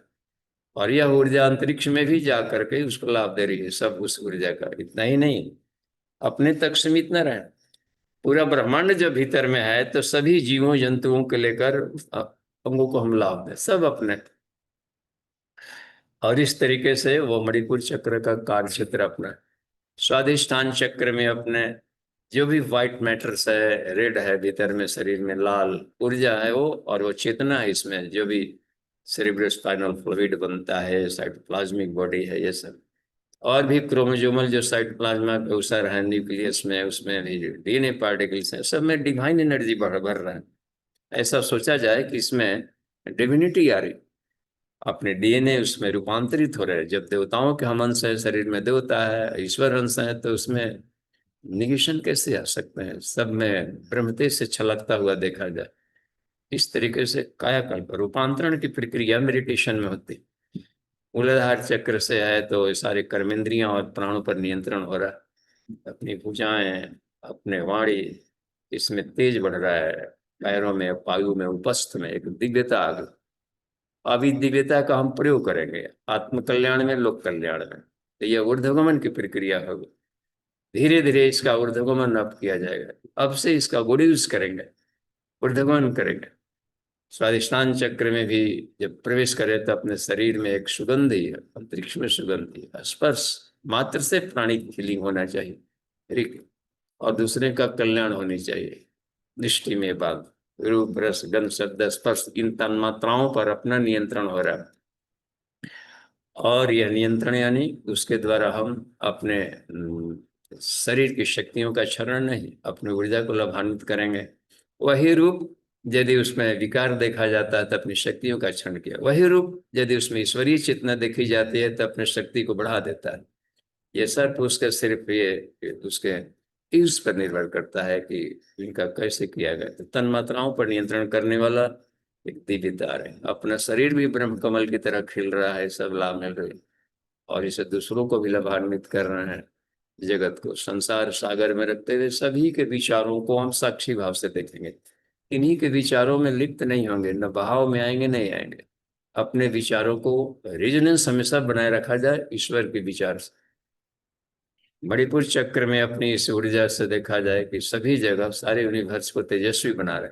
अपने पांचों कोषों को तेजस्वी तो बना ही रहा है, अपने सब जगह ज्ञान ऊपर से नीचे तक यह ऊर्जा, अंतरिक्ष को भी यह उसी टाइप से शक्तिशाली बना रहे। लोगों का जस उमंग ये सब लगना चाहिए आत्म कल्याण। सहृदयता का लाभ मिल रहा है अपनी भावनाएं। साथ ही साथ मनाहत चक्र एक और काम करता है, यदि वह जागृत हो गया तो पूरे विश्व पर नियंत्रण करता है स्थापित। सारा संसार भावनाओं से बना है, इस भावनाओं के द्वारा, अपने आत्म भाव के द्वारा ही इस पर नियंत्रण करता है। इस तरीके से ये पादोस्य विश्वाभूतानि त्रिपादश्यामृतम दिवे, तो तीन हिस्सा कॉन्शसनेस में यदि रहा जाए तो संसार पर अपना नियंत्रण हो रहा है। हम उससे प्रभावित नहीं हो रहे हैं, हम अपने नियंत्रण में अपनी भावनाओं से उन लोगों को ऊर्ध्वगमन कर रहे हैं जीवन में। भावनाओं का दोहन नहीं, भावनाओं से उसकी भावनाओं को जोड़कर अपग्रेडेशन की प्रक्रिया चलती है सबके लिए। आत्म भाव जगता है, करुणा जगता है। किसी के दोष देखे गए तो उसकी हानि नहीं है, एक करुणा आनी चाहिए कि हमारी भूमिका है कि उनको हम कैसे ऊपर उठा सकते हैं। साथ में न सही तो मेडिटेशन में तो सोच सकते हैं कि उसका ऊर्ध्वगमन हो रहा, ऊर्ध्वगमन कर रहा। तो ये है आत्मीयता के भाव आते हैं हर जगह में करने, पूरा इको फ्रेंडली। शुद्धि चक्र में भी जाकर देखा जाए पूरे जन्म के साथ में, न कि सिर्फ अपने पूरे अंतरिक्ष में, जहां तक सबके साथ संवेदना तो है, आत्मीयता हृदयों के साथ जुड़ा हुआ, और एकत्व की अनुभूति की जाती। जैसे ही हम आज्ञा चक्र में जाते हैं तो वहां पर प्रकाश के रूप में सारे यूनिवर्स को देखना पड़ता है। वस्तु में खत्म, सिर्फ डिवाइन लाइट, और उसमें बस दो ही गुण है, हंग क्षंग। इसमें आध्यात्मिक शक्ति है और इसमें भौतिक ऊर्जा है। इन दोनों क्षेत्रों का हमें उपयोग कर लेना है आत्मिक विकास के लिए। दोनों ही उतने ही है, क्योंकि दोनों घुले हुए हैं आपस में। तो एक ऐसी चेतना के साथ में अपने को भी उसमें कि हमारी सत्ता भी प्रकाश के रूप में घुली हुई है। एक अखंड ज्योति है यहाँ पर, कहीं उसमें नहीं कोई वस्तुएं नहीं, ये सब रूपांतरित एक ऊर्जा से, प्रकाश से सब बना। थोड़ा सा अपने ऊपर ले जाएंगे तो त्रिपादशामृतम देवी में जब जाते हैं तो पूरा ये प्रकृति का पूरा प्राण का एरिया ही छूट जाता है। अब अपनी आत्म चेतना में पहुंचते हैं तब बात बनती है कि मैं अद्वितीय हूँ, समझ सकती हूँ, युक्त आदि अंत रहित हूँ, शुद्ध पवित्र शांत हूँ, निर्गुण। अपने भीतर की सत्ता में दिव्य परब्रह्म के तेज का दर्शन किया जाए, ये हुआ करता है लाभ। और मैं धन्य हुआ, मैं धन्य। फिर धीरे धीरे अपनी आत्मस्थिति में आते हैं। तो ये दिव्यता बनी रहनी चाहिए। धीरे धीरे सहज स्थिति में आएंगे और पांच ओंकार ध्वनि से पांचों कोषों और ये जो रक्षा कवच है, दिव्यता है, इसको और दिव्य बनाते हुए ईश्वरीय तेज को भर लें। ओम।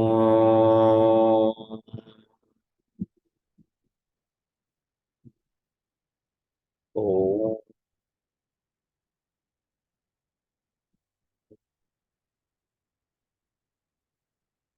ओम।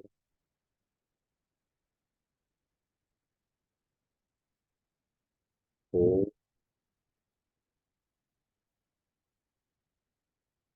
ओम।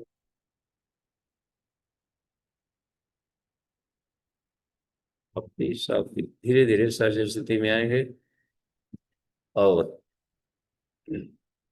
अपने अंगों को भी देखेंगे तो उसी भाव से देखिए, मैं शरीर नहीं हूँ, शरीर में हूँ लेकिन शरीर नहीं। मन मेरा उपकरण है, ये सब जो भी है ज्ञानेंद्रियां, ये सारे उपकरण है और इनका हम ये उपयोग करेंगे। तो प्रश्नोत्तरी में हम लोग आवे, अब देखें इस समय का सदुपयोग हो। तो अमन जी देखिए तो कहीं हैंड रेज हो तो, या कोई चैटिंग में प्रश्न है तो। जी नितिन भैया का हैंड राइज बाबू जी। जी। जी बाबूजी प्रणाम। जी प्रणाम। जी बाबूजी, आपने ध्यान का अभी स्वरूप जो बताया अभी, तो आज्ञा चक्र और सहस्त्रार चक्र के जागरण में अक्सर जो है साधक से कहाँ भूल होती है कि उसका ज्ञान पक्ष कमजोर होता है या उसका प्रैक्टिकल पक्ष, और इन दोनों पक्षों को जो है और अधिक बेहतर कैसे बनाया जाए, इसके बारे में थोड़ा बताइए। हाँ, देखिए आज्ञा चक्र से जब हम सहस्रार में प्रवेश करें तो बिंदु साधना वहाँ काम आती। बिंदु साधना है कि उसमें एक ड्रिल करना होता है अपने आप के भीतर में। बिंदु, एक पॉइंट वहां पर बनाइए कि आखिर जब मैं कोई ऑब्जेक्ट हूँ, मेरी सत्ता है, तो मेरा एक केंद्र भी होगा भीतर में। तो उस केंद्र तक पहुंचने के लिए अपने भीतर में ही ड्रिलिंग करना है, छेद करना है आत्मा के भीतर अपने में, और सेंटर में पहुंचना है अपने भीतर में। तो यही रास्ता है सहस्रार में जाने का। तो उसमें अब छेद करते हैं तो सीधे तो किस बोलते हैं कि थैलेमल और कॉर्टिकल न्यूक्लियाई का आदान प्रदान चल पड़ता है। जो कॉर्टिकल रीजन है अपने भीतर में ही भरा पड़ा है, और थैलेमल रीजन है अपने आत्मसत्ता। अब उसके भीतर में ही आदान प्रदान है। तो भीतर में जब छेद करेंगे तो सेंटर में देखा जाता है कि जो बाहर के आकाश हैं और जो अपनी आकाश था चिताकाश, इससे भी एक बड़ा सा विराट और आनंदमय आकाश है चिदाकाश। और पूरा उसमें अथाह ज्ञान, अथाह ऊर्जा और अथाह दिव्यता है उसमें, गजब की, गजब की शक्ति भरी हुई आकाश में अथाह आनंद है और अथाह शांति है। उसमें कोई हलचल नहीं, कोई तरंगे नहीं, कोई चिदाकाश नहीं। तो इसमें अपने को खोना पड़ा, और उसी की ऊर्जा से, आभा से मेरी सत्ता थी कण कण में, रोम रोम। तो लगता था कि मैं अलग हूं, मैं अलग अब कहाँ से हूँ, उत्पत्त ब्रह्म ब्राह्मी ऊर्जा से उत्पन्न हूँ। तो एकत्व की स्थिति आती। तो अब बाहर से अनुदान लेने वाली प्रक्रिया खत्म हो जाती है साधक का। अब वो एक अद्वैत की स्थिति में आता है इस अवस्था में साधक, कि अहम ब्रह्मास्मि का अनुभव करेगा। यदि हम ब्रह्मास्मि नहीं भी कर सका तो हम ब्रह्मांशोस्मि तो कह ही सकता। तो इस तरीके से भाव में वो सारे जो गुण हैं, वो गुण अपने भीतर में लाभान्वित होता है, रूपांतरण हो रहा है और ब्रह्म सायुज्यता। ये उसका क्रम है, क्योंकि उसी का बाई प्रोडक्ट माना जाता है रेटिकुलर रेटिंग में, कि आज्ञा चक्र का ही बाई प्रोडक्ट है ससरा। दोनों आपस में चिपके रहते हैं भ्रूणावस्था में। तो थोड़ी सी जो दूरी बढ़ गई है तो वो उसी का हिस्सा है, सब क्रेनियल रीजन में। तो उसी को एक प्रवेश द्वार बताया है, जो गुरु ने लिखा है कि अपने आत्मा में छेद करें और केंद्र में देखें तो सहस्रार चक्र में विकसित हो जाता है भाई। तो ये उसका स्वरूप है। ध्यान में धीरे धीरे पकड़ आएगा नितिन जी। जी। जी और बाबूजी, जो रेटिकुलर एक्टिवेटिंग सिस्टम जो आपने बताया अभी, जिसको आज्ञा चक्र से हम नियंत्रण करते हैं, तो सहस्त्रार चक्र की स्थिति जो है, मतलब सहस्त्रार चक्र का जो बेनिफिट है, क्या इससे भी ऊपर है? मतलब रेटिकुलर एक्टिवेटिंग सिस्टम को जागृत करने से ऊपर भी जो है हमें सहस्त्रार चक्र में कुछ मिलता है? देखिए हम आपको इसमें एक दिखाते हैं इमेज में। हम एक बार बनाए थे ना पीपीटी ट्रेनिंग का, केपीटी ट्रेनिंग, इसमें एक होना चाहिए। इसमें एक बनाए थे कुंडलिनी, कुल कुंडलिनी कहीं था उसमें, कुल ये कुल खट चक्र परिचय नहीं, कुंडलिनी जागरण, कुंडलिनी जागरण शायद, कुल कुंडलिनी जैसा एक था ना, कहीं लिखे हुए थे आप। इसमें नहीं लग रहा है कुंडलिनी चक्र, कुंडलिनी जागरण के ध्यान, जागरण विशेषांक। अच्छा, इसी को हम देख लेते हैं थोड़ा सा। ये जो ये जो बन आया था, हाँ कुंडली जागरण विशेषांक ये था, तभी हम आपका उसमें अब जाते हैं। जूम, यहाँ गए, यहाँ गए तो शेयर, शेयर में गए, शेयर में गए तो इसको हमने पहले किया, फिर यहाँ शेयर किया तो पहुंच गया आपके पास कि नहीं? जी अभी कुछ आ रहा है जी। हाँ, छाया कि जी नहीं हाँ है? जी जी दिखाई दे रहा है बाबू जी, बाबू ये दिखाई पड़ रहा है कुछ है? जी दिखाई दे रहा है। अच्छा, दिखाई दे रहा है तो ये तो कला स्फोट आ गया कहाँ से? ये क्या हो गया? हाँ देखिए, ये आ गया। इसमें देखिए एक जगह गुरुदेव ने ये दिया है कुंडली जागरण विशेषांक का, ये तो हो जाता है मूलाधार वाला एरिया भी हमेशा ध्यान रखना चाहिए इनके वाला फोटो। ये जब भी कॉन्ट्रैक्ट करते हो तो यहाँ से उड़ जाएगा, ये सबको होती गई। ये गह्वर में, कुंड में देखिए ऊपरी क्षेत्र में है, इसको ले लिया है सब। देखिए यहाँ पर ये रेटिकुलर एक्टिवेटिंग सिस्टम इसमें जो दिखा रहे हैं ना गुरुदेव का, ये तो ये जी यहीं से फड़ा बन रहा है ब्रेन स्टेम से, तो यहाँ से जा करके इसमें सब बन रहा है। तो हमें ये वाला एरिया पर ही अधिक ध्यान देना है, जहाँ से ये उसका उद्गम है ब्रेन स्टेम का, मस्तिष्क मध्य में ओरिजिन है। तो हम्म ये है, ये थैलमस बनाया गया है ये वाला, ये हाइपोथैलेमस वाले एरिया से जिसे निकाल रहे हैं यहाँ से, ये ब्रेन स्टेम है। तो यहाँ से तो थैलिमल कॉर्टिक्स है ये वाला एरिया जो बाहर का देख रहे हैं, कॉर्टिकल। तो थैलिमल कॉर्टिकल न्यूक्लियाई का आदान प्रदान चलता है इसमें। यानी यहाँ से त्रिकुटी है आता है, तो यहाँ से प्रकृति छूट गई पूरा, पूरे संसार का। जब इसमें जाने लगता है तो क्या बात होगी कि आपकी योगाग्नि आत्माग्नि में बदल गई। आत्माग्नि ब्रह्माग्नि में इतनी ऊर्जा रहती है कि बगल से उदाहरण दिया है उसका ध्रुव प्रदेश से, कि जब परत आ जाती है तो कोई कितना हो भाईवान भी माथे से गुजर गए तो वो आवाज साइलेंट में रहता है। तो सारे संसार के उठा पटक मैग्नेटिक फील्ड आपके लिए साइलेंट मोड में लाएंगे, कोई यहाँ नहीं, न कोई बोल रहा है न कोई चल रहा है। सारे सारे जो हमको चित्त को चंचल करने वाले था वो सबका लाइन कट ऑफ हो जाता है यहाँ से। ये हुआ जाता है अग्नि की विशेषता से, पड़ते यहाँ पर जो प्राणवायु को जो गर्मी गई। और यदि इधर से खेलेंगे नहीं तो हमारी चेतना इधर संसार में पड़ी रहती है, और इसने किसने क्या बोला क्या कहा ऐसे किया, इसी में फंसे रहेंगे, और जीवन का पूरा उठा पटक रोध होकर के गंवाते रहेंगे, संसार में ही फंसे रहेंगे। तो हमें इस स्थिति में रहना पड़ता है, इसलिए अस्थित प्रज्ञ रहें। और तब संसार वालों के साथ आप जुड़कर कुछ काम भी करेंगे तो इसमें चिपकेंगे नहीं, एक बनी रहो। तो इसमें कुछ समझा जा सकता है। एक और हम लोग निकाले थे तो अभी मिल नहीं रहा है वो कहीं दूसरे लैपटॉप में है जो आपके पास चला गया वहां भी, उस एरिया में जी। ठीक है, तो नेक्स्ट जी ठीक है, धन्यवाद। अमन जी, देखिए तो हैंडरेज हो या कहीं प्रश्न है तो। जी बाबूजी, काफी सारे हैंड रेज हैं तो उनको लेते चलते हैं। किनका हैंडरेज है? प्रेमलता बर्नवाल जी दीदी। हाँ तो जी दीदी बोली। जी प्रणाम बाबूजी। जी मैं प्रणाम। पूछना चाह रही हूँ ना कि मांग में 13 में 105 हाँ। पेज में वो ब्रह्म ग्रंथि के बारे में बताया गया है कि वहाँ सारे देवी देवताओं का लोक है। शिव लोक भी हम्म। है, ब्रह्म लोक भी है, और हम्म। विष्णु लोक भी है। तो वहां पर बताया गया है कि तालु तल की कितनी उपमाएं दी गई। आकाश में टंगे तारकों की तरह इसके छोटे कोष्ठकों को बताया गया है। और यह मधु छन्न भी है जिसमें से अमृत मधु टपकने रहने की बात कही गई है। तालु कोष्ठकों को इंद्र की सहस्त्र आंखें एवं सहस्त्र योनियां बताया गया है, और उनसे सोम रस टपकने की बात कही गई है। काक चंचू को कामधेनु गौ का स्तन बताया गया है। अमृत कलश इसी शीर्ष भाग को कहते हैं। अमृत वर्षा की बूंदें यहीं से टपकती है। तो काक चंचू वगैरह ये सब हमें समझ में नहीं आया दीदी। भाई बाबूजी थोड़ा सा अच्छे से हमें समझा दीजिए। मैं परसों पढ़ रही थी हम लोग स्वाध्याय में। और जैसे हम लोग कोई डॉक्टर लोग कहते हैं ना कि मुंह बाव और टॉर्च से देखते हैं कुछ, जो जी घाटी एक लिखता है ना, लटकता हुआ जी जी मांस का एक छोटा सा घाटी लटका हुआ मिलता है, जी उसको काक चंचू कह दिया, कौवे के चोंच जैसा। जी तो जी जीभ से, जिनका लंबा जीभ है तो उस एरिया में ले जाएंगे। तो यदि लंबा जीभ ना हो तो जीभ के नीचे के धागे को काटे मत, जहां तक पहुंच रहा है वहीं उलट करके तालू के ऊपरी तरफ पर, चूंकि वो भी ऊपर से गया है, तो जहां हम लोग का पिट्यूटरी ग्लैंड है लटका हुआ, ठीक तालू के ऊपर पड़ता है गह्वर में।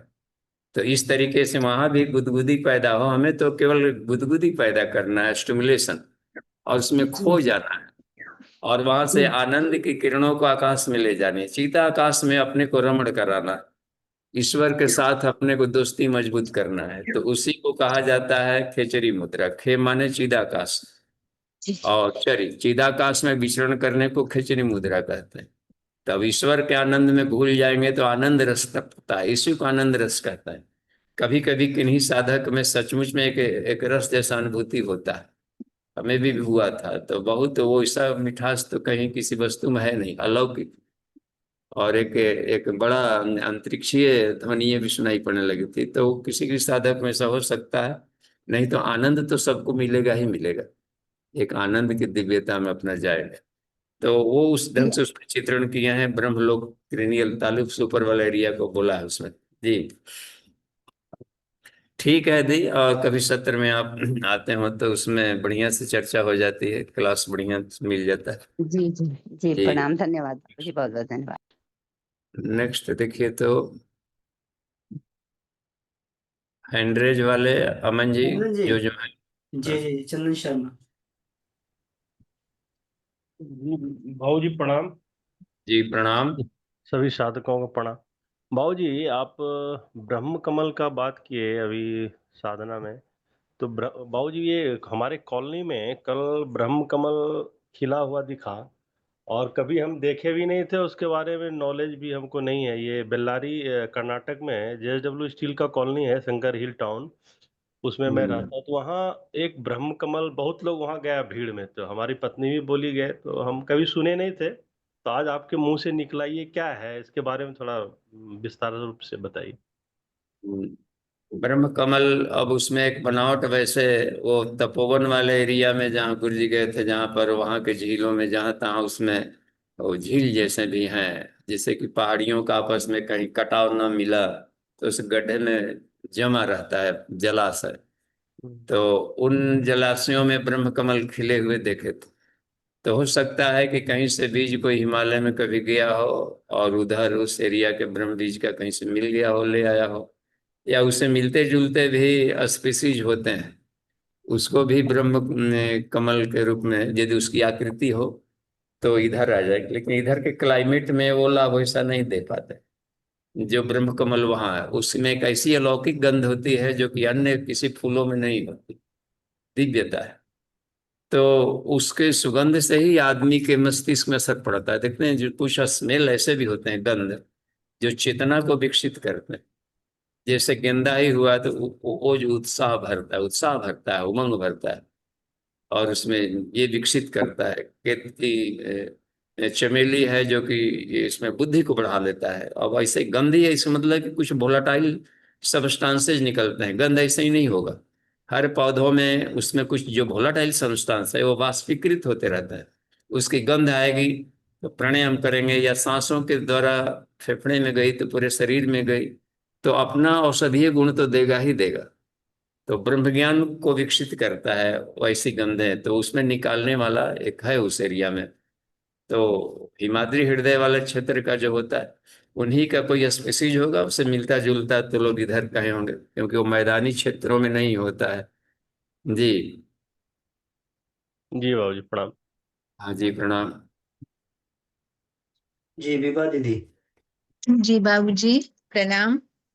प्रणाम। बाबूजी अभी आप मेडिटेशन करवा रहे थे, तो उसमें तो हमारा बुद्धि जा रहा था, जैसे कि हमें ऊपरी क्षेत्र में नहीं पहुंचने से पहले हमें रूखापन महसूस होती है सहस्त्रार चक्र में।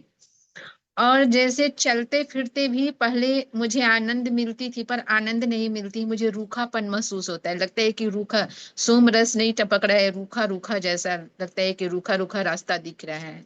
इसके लिए हमें क्या करना चाहिए बाबूजी? इसके लिए एक प्रैक्टिकल है जो कि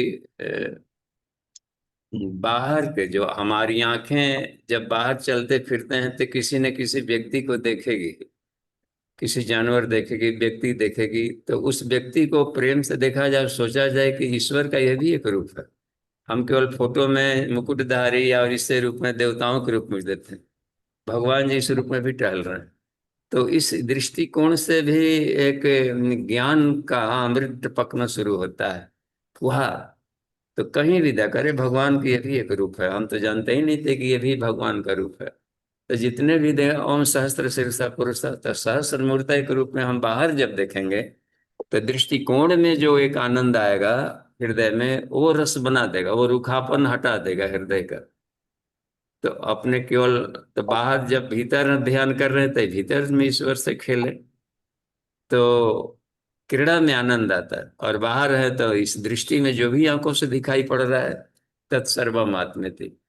इस तरीके से दृष्टिकोण में परिवर्तन आएगा तो इसका आनंद जो झरेगा, तो जीवन का सुखापन रुखापन चाहे स्वाद का हो, कंठ में सब दूर होता है जी।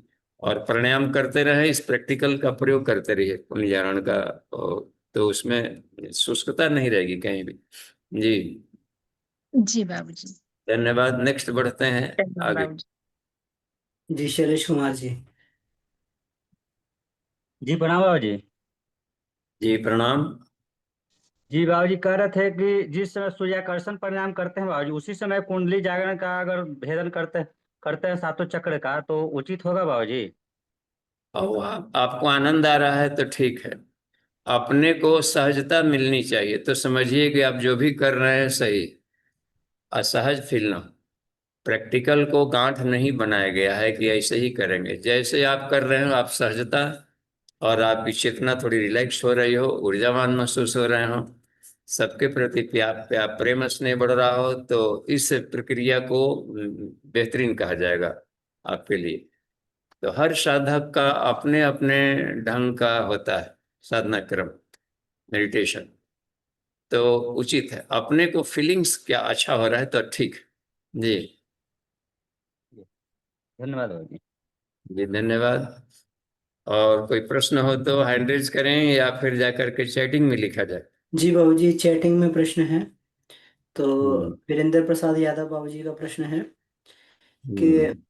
अगर विचारों में परिवर्तन की गति बहुत धीमी हो तो क्या किया जाए? हम्म। अगर विचारों में परिवर्तन की गति धीमी हो, तो क्या किया जाए? तो स्वाध्याय को किया जाए, स्वाध्याय सत्संग मनन चिंतन। सत्संग से भी गति तेज हो जाता है क्योंकि बुद्धि को कोड़ेगा वो। तो उस विषय के एक्सपर्ट हैं, जैसे आत्मिकी में स्वाध्याय कर रहे हैं तो उसके एक्सपर्ट से वो क्लू बताएंगे और गति को तेज करेंगे। एक्सेलरेशन का काम करते हैं महापुरुष लोग, तो एक्सेलरेट हो जाएगा। पढ़ेंगे यदि साहित्य पूज्य गुरुदेव के विचारों से जुड़ेंगे स्वाध्याय में, तो लगेगा कि उनके विचारों के साथ हम बातचीत करना शुरू हो गए, तालबद्ध हो गए।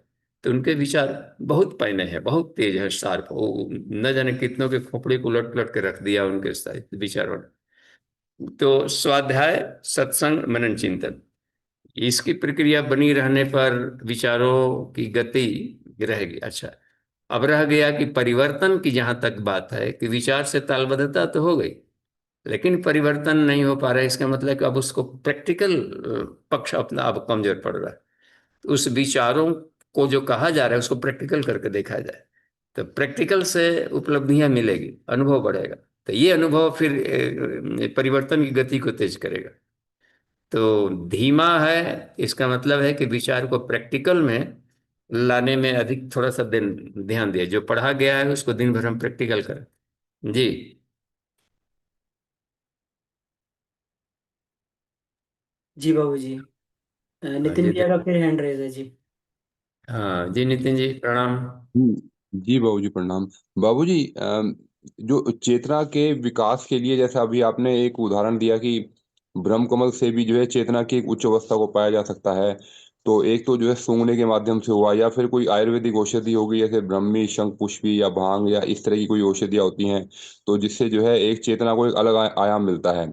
तो उस समय जब चेतना को जब अलग आयाम मिलता है तो उसका जो है सदुपयोग जो है वो क्या हो सकता है? सबसे अच्छे से अच्छा उपयोग जो है उसको आत्म साक्षात्कार में या उसको जो है हम अपने खुद के विकास के लिए किस प्रकार उपयोग कर सकते हैं? जी। हाँ, तो असल में जैसे हम लोग का क्रेनियल रीजन है, तो आज्ञा चक्र में ये प्रत्याहार पर अधिक ध्यान देगा। प्रैक्टिकल से प्रत्याहार का प्रैक्टिकल जो सांडल्य उपनिषद में है, सांडल्य उपनिषद का अष्टम 8वां अध्याय वो प्रत्याहार है।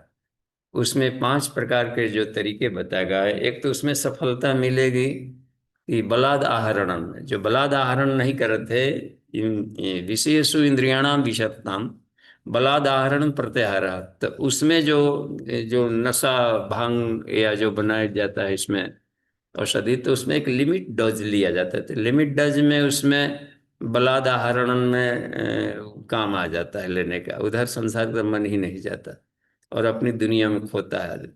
तो उस हालत में होता है। लेकिन ये जो है कि उसका जहाँ अधिक डोज लिए तो माथा पकड़ लेगा, भारी कर देगा। जो इसलिए उसको शिव पर चढ़ाने का मतलब है कि वो मेडिकेटेड डोज होता है।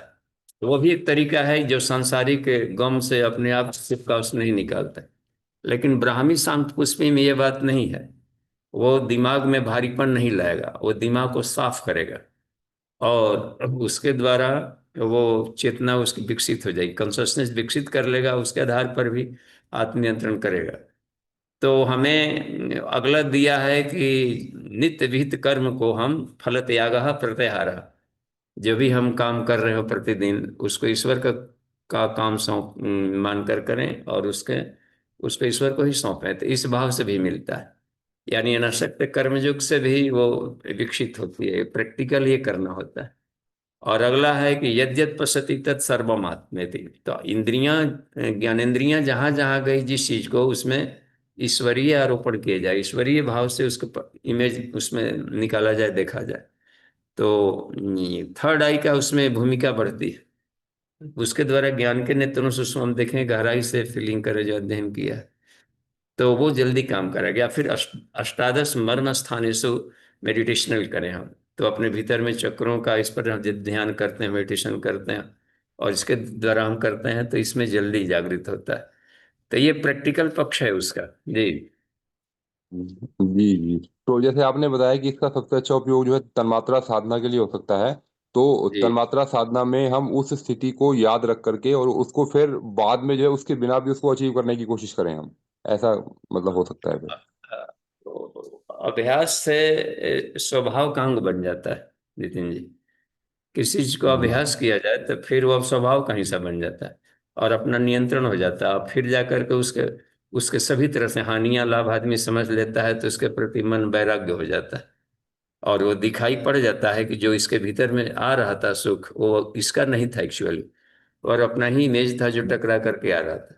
तो उसका ओरिजिन भीतर है, तो बहिरंग बहाव रुक जाता है किसी भी चीज का।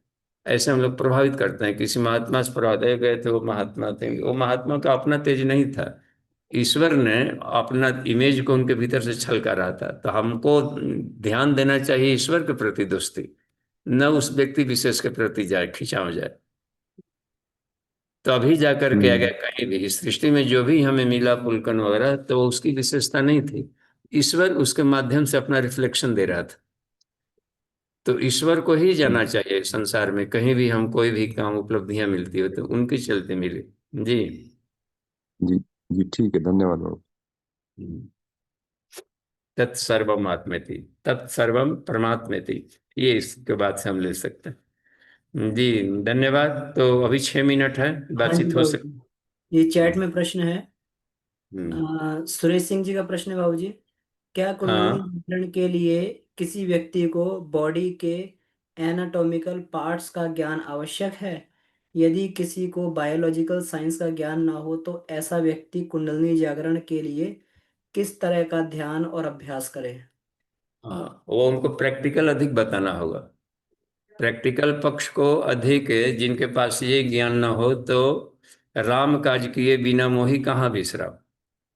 तो ईश्वर के काम में, अच्छे कामों में रुचि लें, जो भी अपना धनोपार्जन करें उसका गुड यूज करें, नीति पूर्वक कमाया जाए और विवेक पूर्वक खर्च किया जाए, उसमें आप है। तो इस तरीके से प्रैक्टिकल करेंगे तो बात बनेगी। भीतर में मेडिटेशन करना होता है तो योग विज्ञान के अंतर में वो इंटर भले किए हो, लेकिन उसमें एनाटॉमी पढ़ना होता है, क्योंकि अपना भी करना है, दूसरों को भी प्राणिक हीलिंग करनी। तो खुद ही नहीं, जो शिक्षक बनना चाहते हैं या खुद भी कमांडो, तो उसको पढ़ाया जाता है, तो चार्ट भी बनाए जाते हैं। तो मान लीजिए कि जो किसान को पढ़ाने गए, एनाटॉमी नहीं, तो उनको उनकी भाषा में चार्ट टांग कर बता सकते हैं कि आपकी पेट है, यहाँ पर खाते हैं तो ऐसे भोजन यहाँ आता है, भले नाम ना उनको बताया जाए। इसको ऑर्थोफेगस कहते हैं, इसको डिओडेनम कहते हैं, काहे का रटवाएंगे। देखिए भोजन कैसे आता है, जा रहा है, 3D से दिखा लेंगे तो पता चल जाएगा कि अपने भीतर में क्या है। तो ये सब शिक्षाएं पढ़ानी है, संजीवनी विद्या।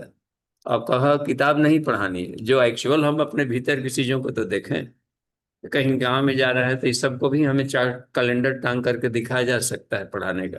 हर कोई अपने बारे में जाने, लेकिन बाहर रचनात्मक काम करें कि हमारा सज्जनता का व्यवहार हो, दृष्टि का व्यवहार हो बढ़िया। दृष्टि दोष है तो प्रैक्टिकल अधिक उनको बताना पड़ेगा, प्रैक्टिकल और उसकी सहानियाँ। और भीतर है तो भीतर की जानकारियां, एक एक दिन एक एक विषय को पढ़ाया जा सकता है। चार्ट टांग देंगे तो इसलिए कहा कि दृश्य और शब्द, गुरुदेव देते थे हम लोग को चित्र प्रदर्शनी, तो स्लाइड प्रोजेक्टर से स्क्रीन पर दिखा कर करेंगे तो सब पढ़ा सकते। जब खेल खिलाड़ी तरह तरह के पढ़ा सकते हैं तो अपना एनाटॉमी क्यों नहीं पढ़ा सकते कि आपका अंग है, ऐसे ऐसे अंग है यहाँ पर, इसका ऐसा करेंगे तो ऐसा होगा, नहीं तो ऐसे दिक्कत आएगी कि क्यों होता है, क्यों फेफड़े खराब होते हैं, क्यों होता है, कि देखिए कैसे कालिक हो गया, दिखा करके। तो ये दृश्य श्रव्य के माध्यम से बढ़िया होगा, जिसे हम कर देंगे PPT वगैरह के माध्यम से पढ़ाया जाए तो। जी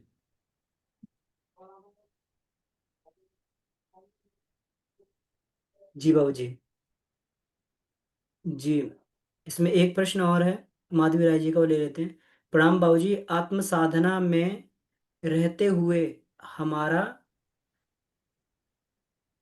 हमारा व्यवहार कैसा होना चाहिए, बाहर में जैसे कॉलेज में? हाँ, तो आत्म साधक जिसे मान लें कि कॉलेज में यानी स्टूडेंट लाइफ में है, तो स्टूडेंट लाइफ में ये होना चाहिए तो फिजिकली फिट होना चाहिए। एक भी दिन के लिए तबीयत खराब ना हो, तो आपके फिटनेस देख करके और भी आपके कॉलिग्स हैं, साथी हैं कॉलेज में, प्रभावित होते हैं। आप क्या करते हैं, अपने बता दें कि हम प्रतिदिन 15 मिनट का योगा करते हैं, और कुछ ऐसा योगा है जो कि पावर योगा कर लेते हैं, कम समय रहता है तो 5-6 मिनट में पावर योगा करके अपने फिटनेस बनाए रखते हैं।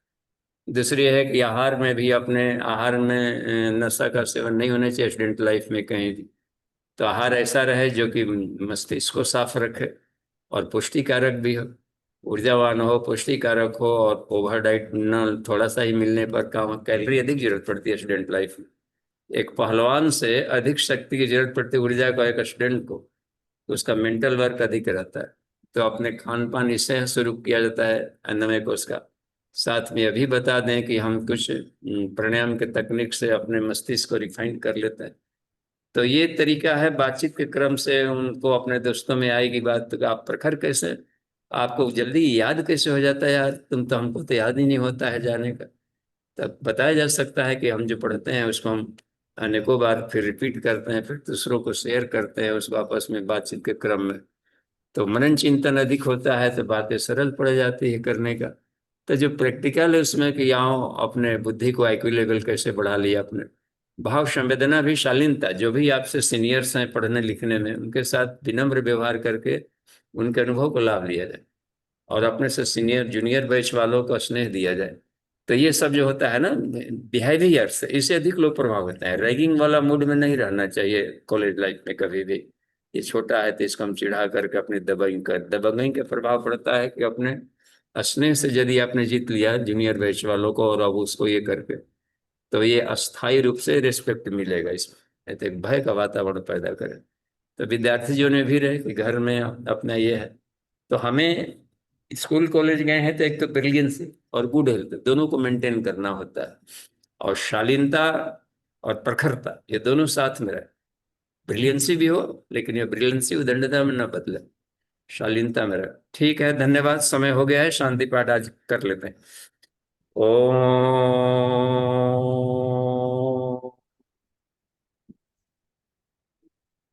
शांति ही शांति ही शांति। समाप्ति।